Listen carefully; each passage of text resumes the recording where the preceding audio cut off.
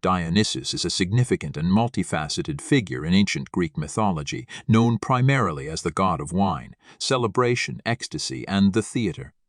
He represents the joyful and liberating aspects of life and is associated with revelry, fertility, and the blurring of societal boundaries. Dionysus' origins are somewhat unique among the Greek gods. According to myth, he was born to Zeus, the king of the gods, and Semele, a mortal woman. His mortal parentage set him apart from the other Olympian deities. When Semele was consumed by flames due to witnessing Zeus in his true divine form, Zeus rescued the unborn Dionysus and sewed him into his thigh until he was ready to be born. This unusual birth story emphasized his connection to both the mortal and divine worlds. Dionysus is most famously associated with wine, and he was often depicted holding a wine goblet or a bunch of grapes.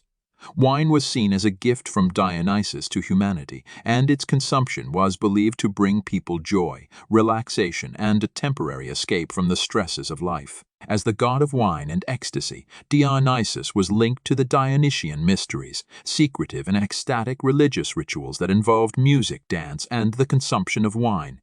Participants in these mysteries believed they could achieve spiritual enlightenment and union with the divine through these revelatory experiences. Dionysus was also a patron of the theater, particularly in its early forms such as tragedy and comedy. The theatrical arts were seen as an extension of his celebration of life's dualities, as they could explore both the tragic and comic aspects of existence.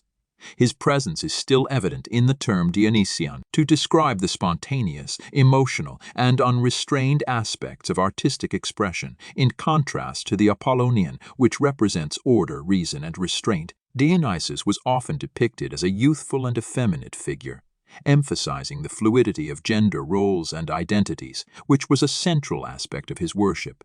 His followers, known as Bacchae or Maenads, were often women who engaged in wild and frenzied rituals, including dancing, singing, and sometimes acts of violence. These rituals underscored Dionysus' role as a deity who blurred the boundaries between the rational and the primal, the civilized and the wild. In Roman mythology, Dionysus was equated with the god Bacchus.